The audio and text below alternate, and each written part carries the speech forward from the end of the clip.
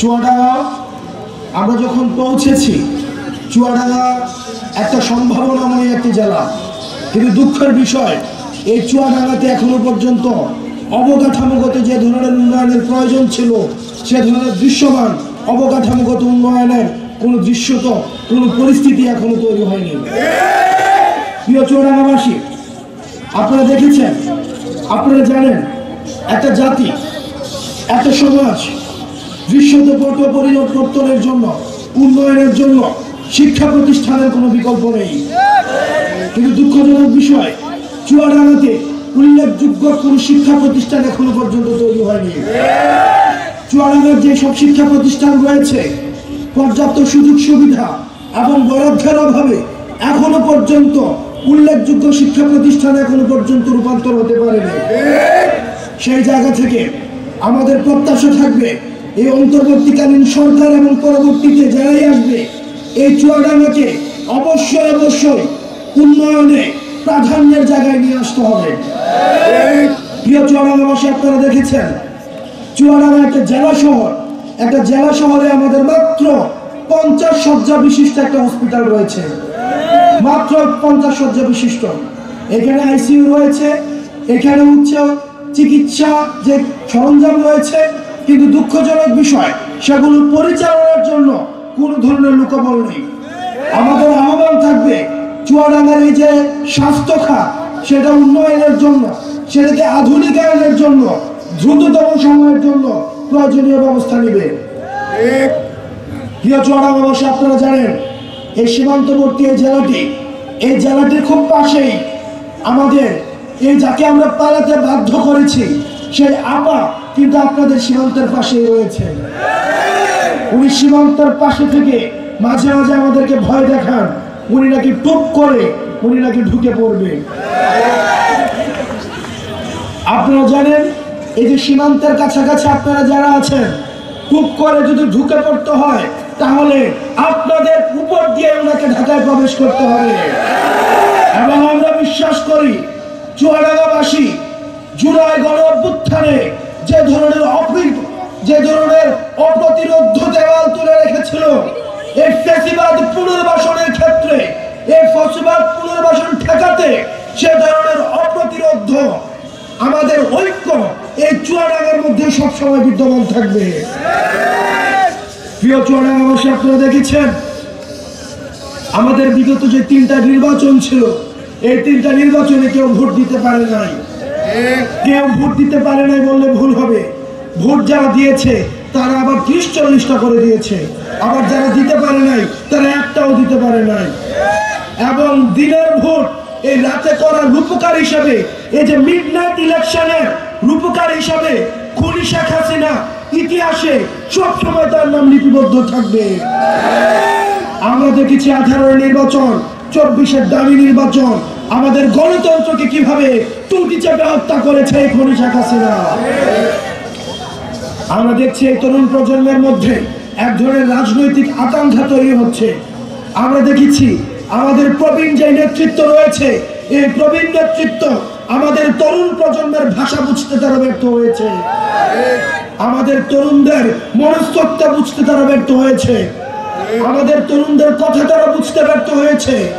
আমাদের তরুণদের চিন্তা এবং চেতনার সাথে, আমাদের মনস্তত্ত্বের সাথে তাদের যোজনের দূরত্ব রয়েছে।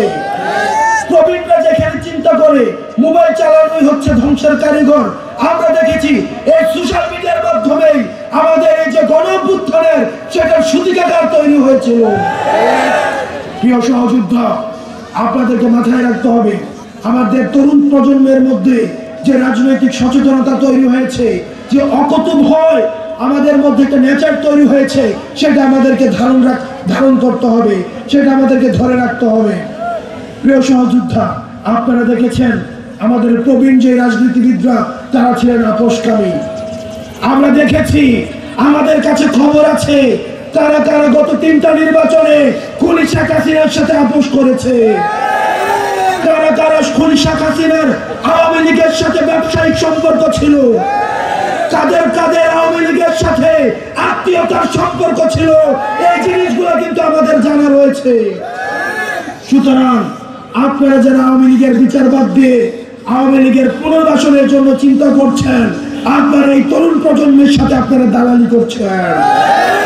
প্রিয় সহযোদ্ধা, আপনারা দেখছেন আমাদের ক্রিয়াশীল যে রাজনৈতিক দলগুলো, তারা খনিজ ফ্যাসিস্ট শেখ হাসিনার বিচার নিয়ে তাদের মধ্যে আমরা কোনো কথা দেখি না। আমরা দেখি আগামী নির্বাচনে আওয়ামী লীগ থাকবে কি থাকবে না সেটি নিয়ে তাদের মধ্যে আলাপ আলোচনা হচ্ছে, কিন্তু আওয়ামী লীগকে কিভাবে নিষিদ্ধ করা যায় সেটি নিয়ে তাদের মধ্যে কোনো আলাপ আলোচনা নাই। কারণ তাদের মধ্যে ভোট ব্যাংকের চিন্তা রয়েছে, তাদের মধ্যে আওয়ামী লীগের ব্যবসার চিন্তা রয়েছে, আওয়ামী লীগের পুনর্বাসনের মধ্য দিয়ে আওয়ামী লীগের ব্যবসাগুলোকে তারা দখল করতে চায়, আওয়ামী লীগের রাজনৈতিক কাঠামোকে তারা দখল করতে চায়। আমরা তরুণ প্রজন্ম স্পষ্ট ভাবে বলতে চাই, আমরা যতদিন পর্যন্ত রাজপথে আছি আমাদেরকে হাসিনা কিনতে পারে নাই, আমাদেরকে আওয়ামী লীগ কিনতে পারে নাই। আমরা ত্যাক্ত কণ্ঠে বলতে চাই, এই তরুণ প্রজন্মের সাথে আপনারা যারা বেইমানি করবেন, আপনারা আমাদের আসনের লুক দেখাবেন, আপনারা বলবেন আমরা মুখাসন ছেড়ে দিব, পার্লামেন্টে একটা সিট দিয়ে আপনারা আমাদেরকে কিনতে পারবেন না। আমাদের এই যে জন আকাঙ্ক্ষা তৈরি হয়েছে সেটির প্রতিফলন আপনাদেরকে ঘটাতে হবে।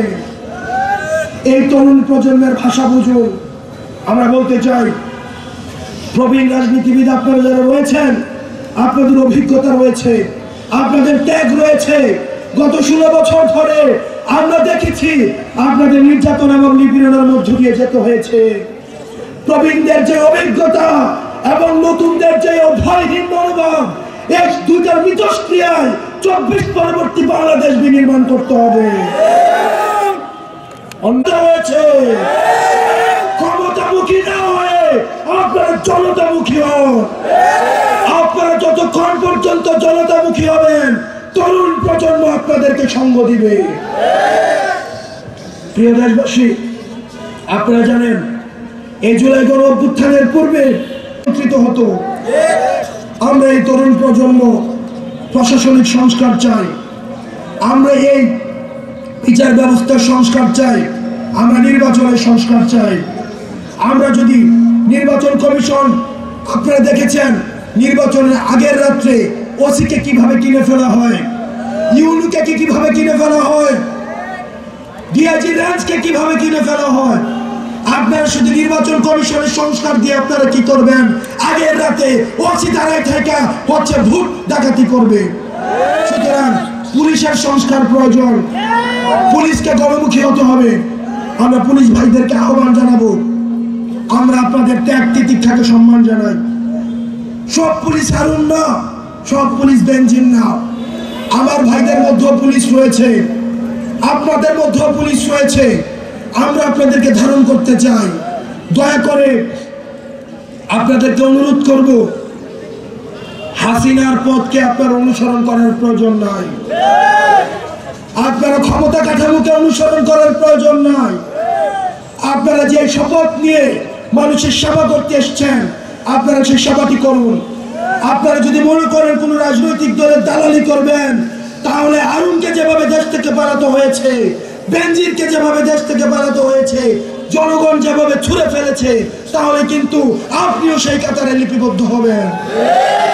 পুলিশ এবং জনতা আমরা ভাই ভাই। এই দেশটা যদি ধ্বংস হয়ে যায়, এই দেশটা যদি নষ্ট হয়ে যায়, আমাদেরকে ভোগ করতে হবে। সুতরাং এই দেশটাকে আমাদের ঐক্যবদ্ধভাবে রক্ষা করতে হবে। পুলিশ প্রশাসনকে আহ্বান জানাবো, এই দেশে একদল যাবে, আরেক দল আসবে, ক্ষমতা কাঠামোর পরিবর্তন হবে, কিন্তু আপনারা কিন্তু থেকে যাবেন। আপনাদেরকে জনগণের প্রতি আপনাদের কমিটমেন্ট, কোন রাজনৈতিক দলের প্রতি আপনাদের কমিটমেন্ট নাই।